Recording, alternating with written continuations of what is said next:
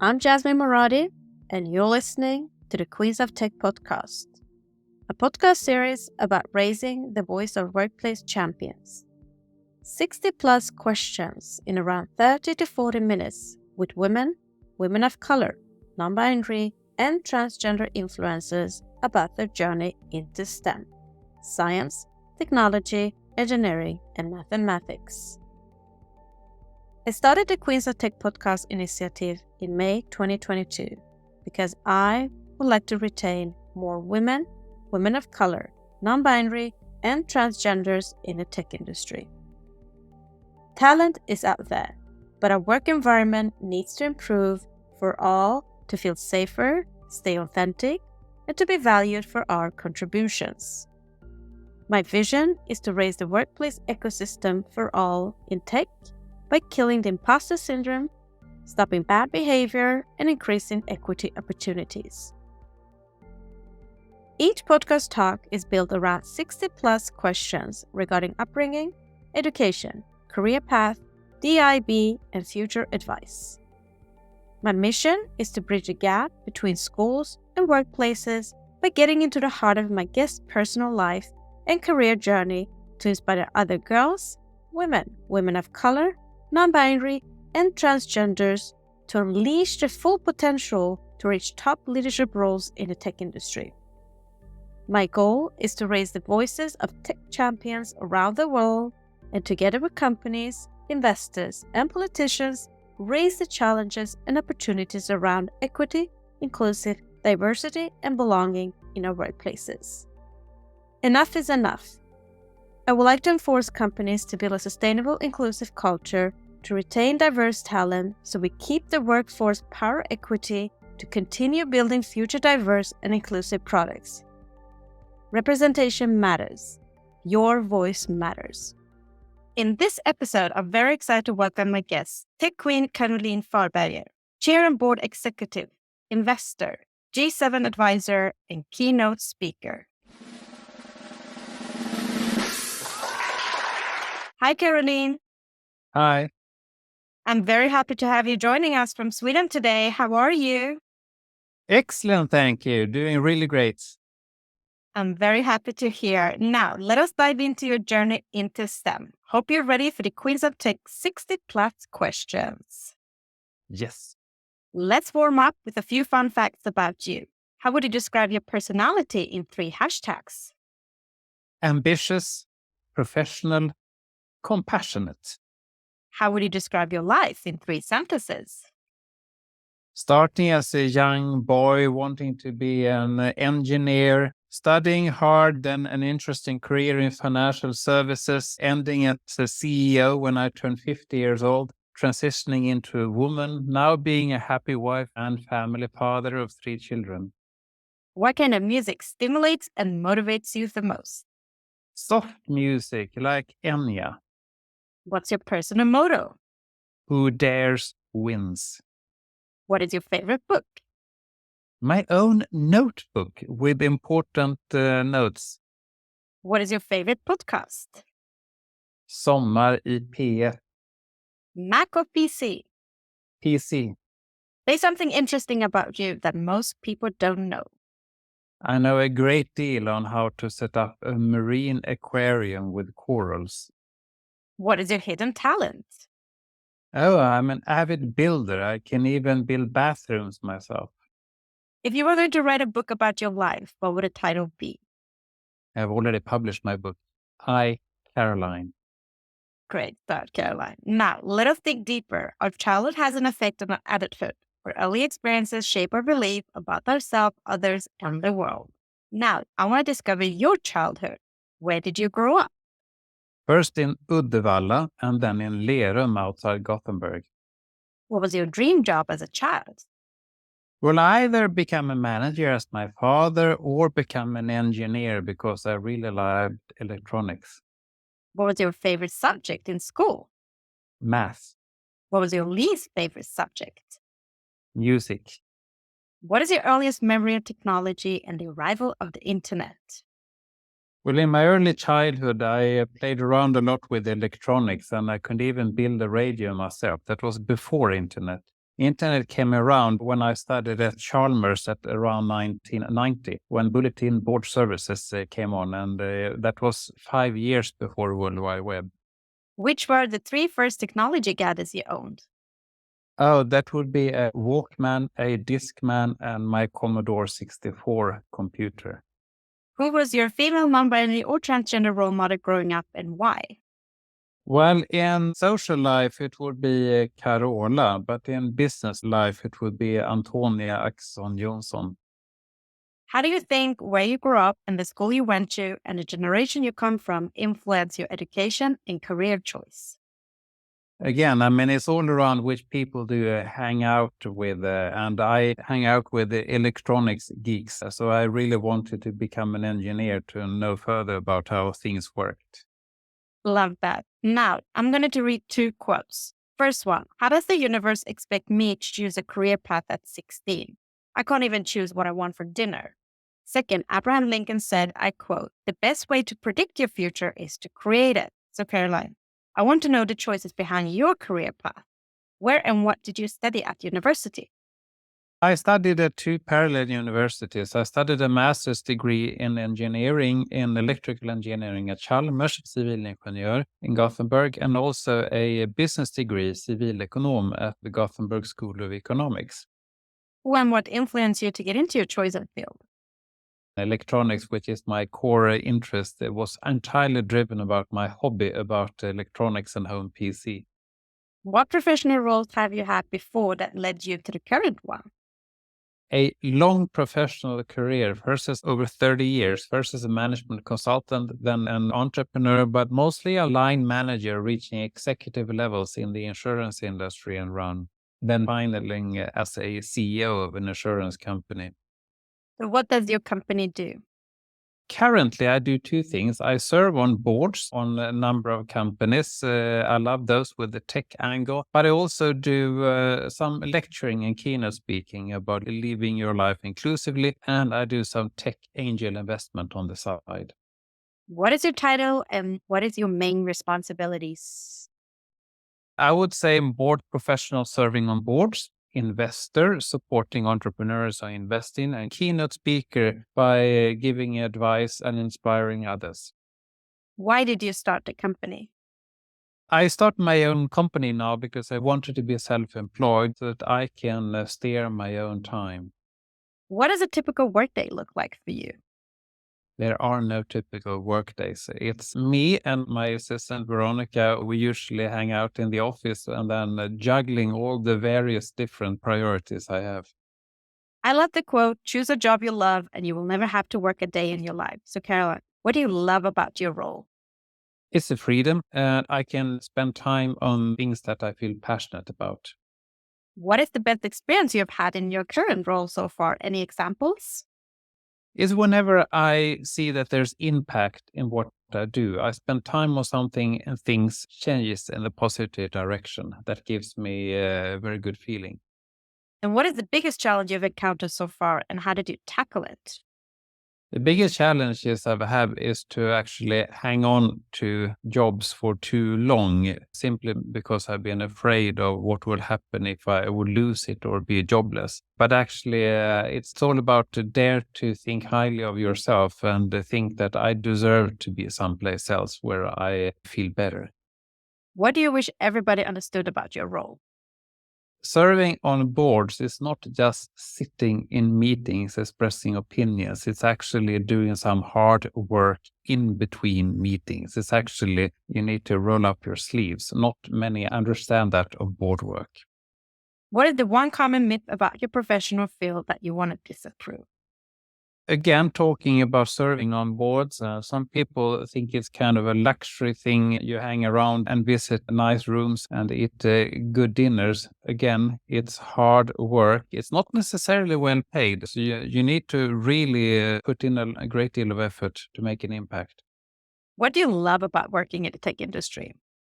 It can revolutionize the world. I mean, the world will look very different in 10, 20, and 30 years from now, and it will be mostly driven by tech. So it's been part of the change. Oprah Winfrey said, I quote, think like a queen. Queen is not afraid to fail. failure is not a stepping stone to greatness. So Caroline, what had by far been your biggest achievement in your career? I would say it's my personal transition, daring to live as myself. When I, as a CEO at the age of 50, dared to take off my male mask and actually do a gender transition, starting to live as a woman, as the woman I am. It was a giant leap. I thought I would lose it all, my position, respect from others, but it turned out to be a huge success. What the biggest factor that helped you to take that leap? Any success habits? Courage, the motto I have, who dares wins. The more you dare, the more you can win. How do you measure your performance at work? It's about the impact I create. Whatever I spend time on, I want to see that there's an impact. And either I can see it or I can feel it in my heart. With success comes failures. What is your biggest failure in your career and what did you learn from it? It's when I've taken on big challenges and not having prepared myself sufficiently. Things have not necessarily gone well. So while I advise everyone who listen to this, tackle big challenges, but do prepare yourself. What is inspiring and motivate you the most in your role and career right now? It's being able to spend time on things where I feel I can create an impact, and I can actually accelerate things by spending more time on them and withdraw from things where I don't feel I can have an impact. Let us now jump into the influence on mentors, role models, champions, and sponsors. Role models can consciously or subconsciously be a powerful force in our lives. In addition, champions can stand up and advocate for us and open up the world of possibilities. Sponsors match emerging talent with leaders and influential employees who can help us move ahead in our careers. Caroline, do you have a mentor, champion, or a sponsor today? No, actually, I don't have one. Who is the female, non-binary, or transgender role model you look up to in your field? If I would mention one, it would be maybe Caroline Berg of the Axel Johnson Group. History shows that it has been more common for men having mentors, champions, and sponsors in business than women. So, Caroline, how important do you think is to have a mentor, champion, and sponsor during one's career? Is very important because having role models can inspire you. So pick people that you admire and study them and take inspiration from them. Let's move on to leadership. Adena Friedman, president and CEO of NASDAQ, said, I quote, "Empowering those around you to be heard and valued makes a difference between a leader who simply instructs and one who inspires." And Shirley Sandberg, ex-COO of Facebook, said, I quote, "Leadership is about making others better as a result of your presence and making sure that the impact lasts in your absence." So, Caroline, what does leadership mean to you? It's about inspiring people. What do you consider a good versus a bad leader? A good leader is someone who actually sees the people around and is very people oriented, whereas a bad leader is a task oriented leader, not interested in people. Who is your favorite female, non-binary, or transgender tech leader and why? I would say Åsa Bergman, CEO of Sweco, because she is renowned for her great leadership skills. How would you describe yourself as a leader?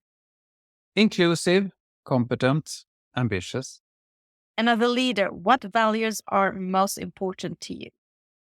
Integrity, human interest, ambition. What leadership lessons have you learned that have formed you into the leader you are today?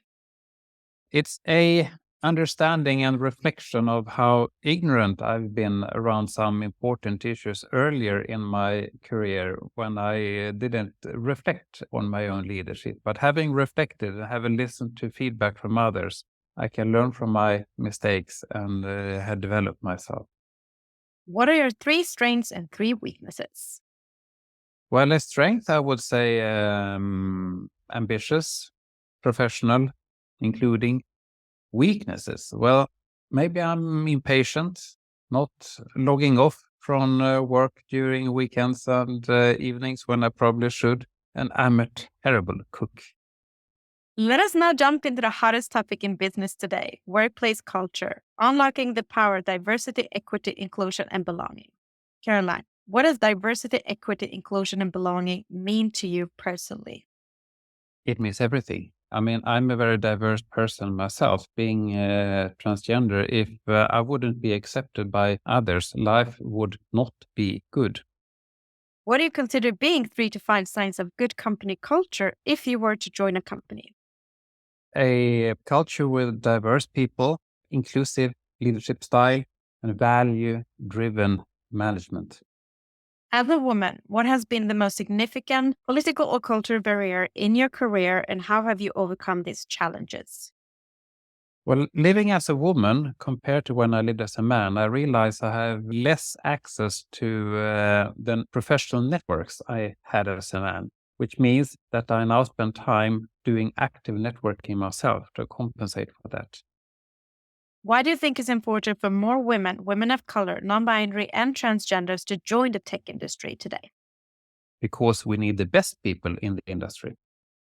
Do you and how do you speak with your colleagues, peers, and community about DEIB challenges, for example, salary gaps and promotions? I spend quite some time traveling around doing keynotes, and I hold workshops on executive levels on exactly this topic. There are many public and internal discussions about the barriers women, women of color, non binary, and transgenders face from reaching high position at the tech industry. How do you feel it has affected as in affecting you, and what is your advice on how to best unblock these roadblocks?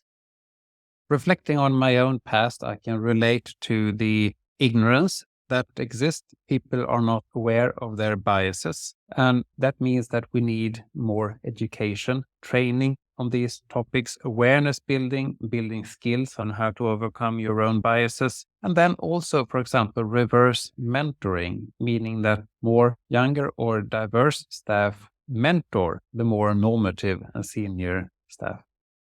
Today, tech companies spend a lot of marketing money to attract women, women of color, non binary, and transgenders. However, at the same time, they're finding it hard to retain them.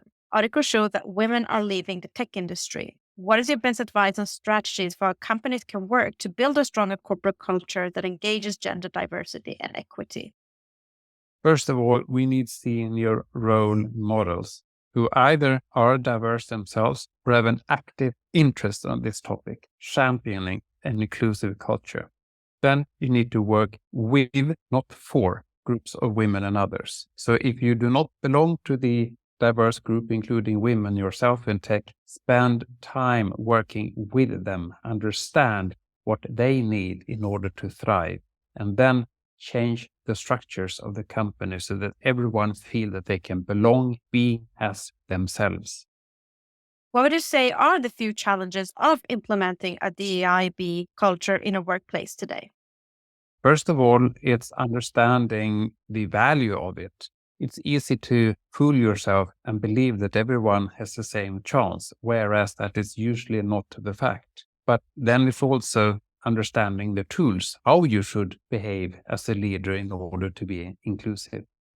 Why and how do you think companies would benefit from having not just women of color, non binary, and transgender leaders, but actually higher gender representation at C suite level and boardrooms with actual mandate?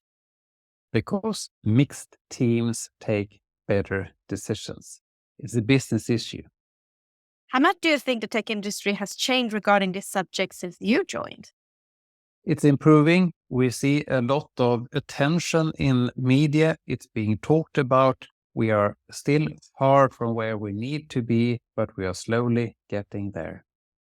Looking back on your own career, what one thing would you have changed in your working environment to break the bias?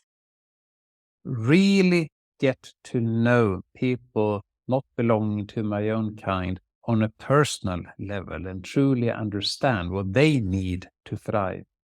And looking forward, what will you do as a leader beyond the amazing work you're already doing today to prove the bias for the next generation of women, women of color, non binary, and transgenders in tech? First of all, being a good parent to my children, but then continue in my professional work to hold keynotes and spread messages on social media and elsewhere on how to become a more inclusive leader and colleague. Powerful. Let us now move on to another hot topic in business today, which is work-life balance and mental health. Caroline, you have without a doubt a busy lifestyle. How do you take care of yourself to maintain good mental health?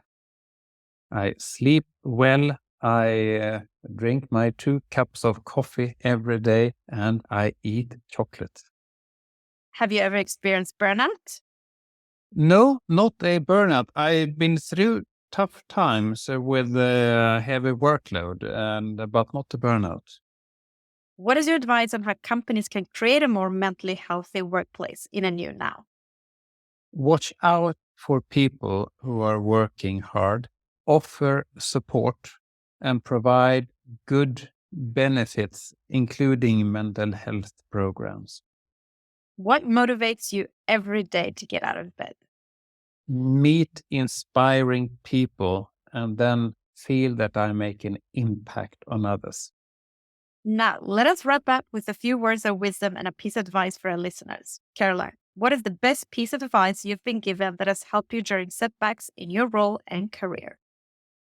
It's about focusing on what is truly important. Sometimes the work that I've been doing on a particular project or item may not have turned out well, but to realize that it's not the end of the world. Focus on what is really important. And I'm happy that I have a loving family. I have my position in life with them, and not everything I do or touch will turn out great. But in the end, things will turn out well. And then, what is the worst advice you've ever been given, and how did you tackle it? It's those happy, clappy comments like cheer up or shape up or grow up. Is there something you wish you would have known or a skill you wish you had when starting out in the tech industry? No, I felt I was pretty well equipped when I started in tech. If you had the ability to go back in time to when you were just at the beginning of your career, what advice would you give to your younger self? Know my own worth. Be strong and be unique despite the temptations to mimic other behaviors. But then also support one another as women. Don't be a loner. Build alliances. What advice would you give to young girls, women of color, non-binary, and transgenders who want and trying to break into STEM fields today, especially wanting to become next generation leaders? Understand that you are great exactly as who you are. Those skills that you bring to the table are needed in the industry. We need the diversity, the ambition, the mindset that you have. Demand to be included exactly the way you are. We need you. Last but not least, what is next for you in your role and career in tech? What are your career aspirations? I will continue serve on board and support companies, especially in tech. Will continue to do some angel investing in tech. And I will continue to advocate the value of inclusion in the workplace because we need everyone on the team. Amazing, Caroline. Thank you so much for being a guest on the Queens of Tech podcast, sharing your journey will without a doubt inspire change and reshape company culture for the next generation of women of color, non-binary, and transgender leaders in tech. Happy to be here. Thank you for listening. If you have worked in the tech industry minimum 3 years and would like to share your journey, please nominate yourself or somebody you know to i@jasminemoradi.com. For more podcast episodes and to learn more about the Queens of Tech initiative and to support us, visit queensof.tech.